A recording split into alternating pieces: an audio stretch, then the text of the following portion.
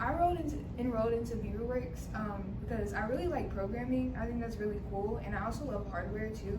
So I just wanted to see which one I loved more, so I could have that as a career path for the future. So that's why I enrolled. We had the line following code that we had to do, and it had like different colored tapes, and the sensor wouldn't detect which color like it actually was. So sometimes it would follow another color than the priority color.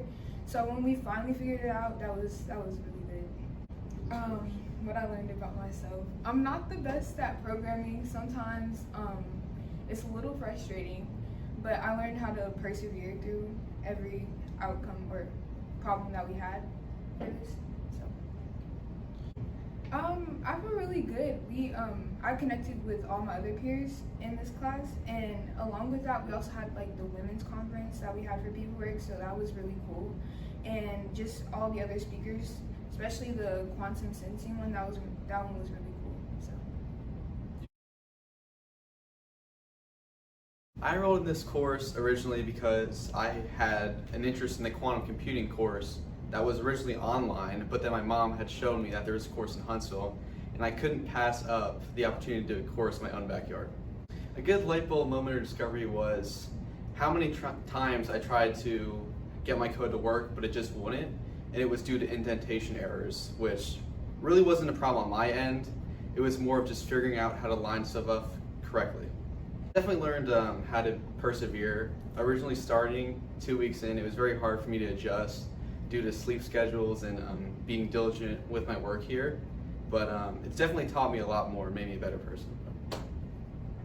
It's nice to be surrounded by like-minded peers who have an interest in the same subjects I do and in the STEM field. And it's definitely been nice connecting with them and going through this together. I found out about this course at the end of the school year from my school, and I was really interested in it because I enjoy programming and I wanted more experience with Python. In our wall-following labs, the prerequisite Jupyter notebook, where we learned all the functions we were going to use, was really hard for me because I'm not really experienced in trigonometry or polar coordinates. But as soon as I finally made it through all of that and had it explained to me and learned, the labs that followed were honestly extremely easy, and I felt really good about managing to complete them. I learned that my attention span is pretty short, but if I really focus in on my goals and try hard, I can accomplish a bunch of things that I didn't think I would be able to. Yeah, I made a bunch of friendships within my group, and they extend past this summer camp and into my daily life. Like I play video games with them, and I see them outside the camp.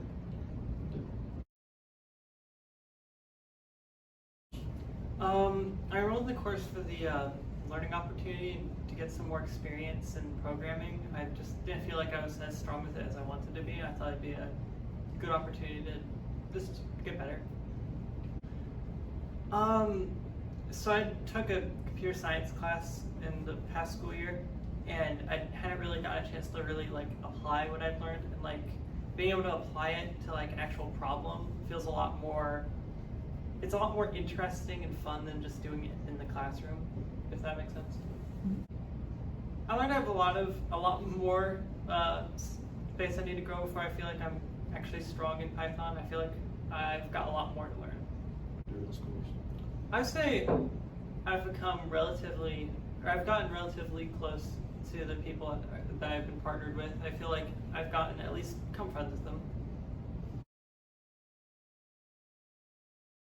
I decided to enroll in this course because as a rising sophomore, I believed that this course would show me more fields of engineering that would help me in my college search and what I would study in college. And also I thought that enrolling in this program would show me more people that share the same common interest as me. When we were doing the cone slalom challenge, and it took me about an hour to debug my code, and I found out the bug was that I misspelled the word code. So that's a light bulb moment right there. I learned that programming, while it's interesting, after a whole day of programming, it can hurt my brain a lot. But I believe that programming is really fun to me, and I think I would really like to study that in college. I made a lot of connections in this program. I believe that these are the kind of people I like to be around. They're very supportive, and I would definitely like to have these people around me in the future. I said yes because I was very interested in programming and more of that hands-on problem solving, that I could get that experience from BWSI. I've learned that it's very satisfying to see the whole process from learning about an idea all the way to the application and the hours of troubleshooting on certain labs that we did. To be able to see all of your work come to fruition is very satisfying, and I've learned that that's very important things that I want to do. Yes. I made a lot of new friends, and that really helped us come together as a group to work together and not only make more efficient code, but also to have fun and enjoy ourselves. But yes, we were doing the cone slalom lab, and we spent 6 hours troubleshooting. We already had the program written, and we just had to get the numbers right.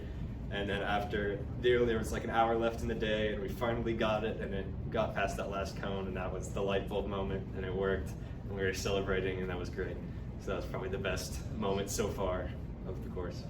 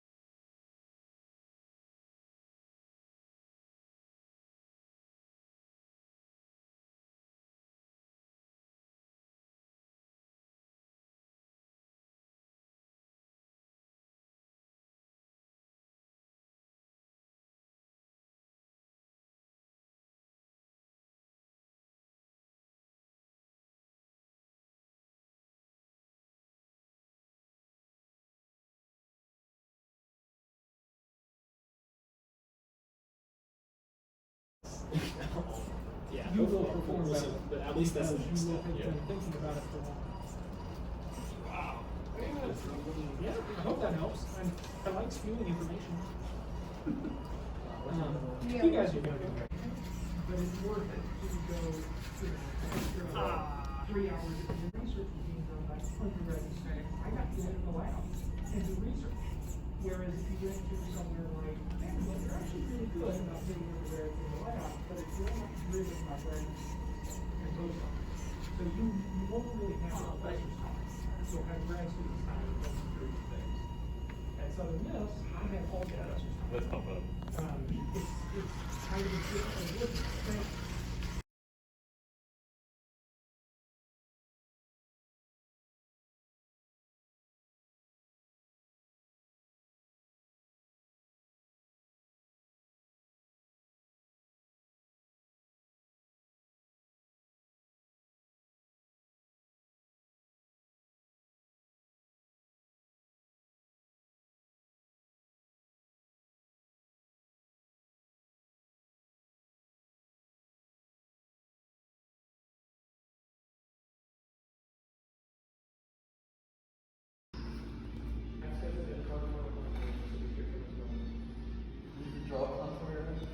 Still giving you an invitation? Yeah.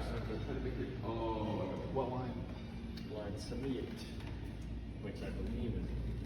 You can turn those on. So it prints out, it senses that you guys see the code.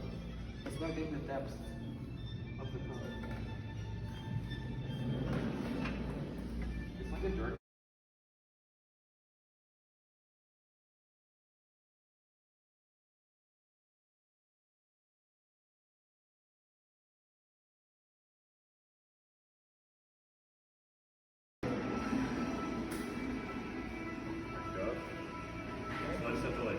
Yeah, you gotta.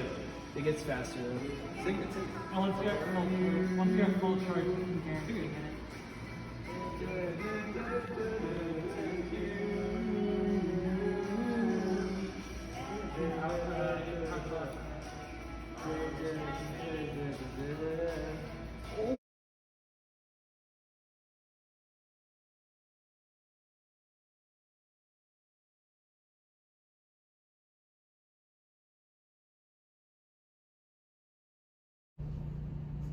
Hello, and welcome to the Huntsville BWSI Autonomous Racecar campus.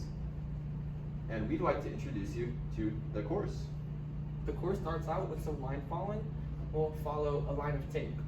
Now at this point, we'll be introduced with 3 different colors of tape, which incorporates a little bit of luck. So whichever color you pick, you might have the shortest path or the longest path. Following line following, we get to slalom. We'll slalom in between each cone, that varying color. And once we get to there, we'll go to a shape, whether it's an infinity, a circle, or figure 8. We're gonna go through the shape autonomously and go to wall following. Afterwards, we will then begin to use our LiDAR to navigate through the passage without ramming into the walls. Eventually, we will reach the Chick-fil-A, and unless it's Sunday, we will go into the drive-thru, once again using color priority to avoid crashing, and each line will have a separate distance, once again, like the beginning. Some lines will be short and some others will be longer. As we are going through the drive-thru, we will be handed the sauce. If our car can keep the sauce on it throughout the whole course, we will gain bonus points. After driving through the drive-thru successfully, we will once again navigate using our LiDAR and following the walls. And we will encounter some cones we have to go around. Once we go around the cones, we will reach an area where the walls disappear and are instead replaced with columns. These columns will force us to average the distance between our walls and our car. After finally navigating through this, we will reach the end of our course, where we will try to park in front of a cone.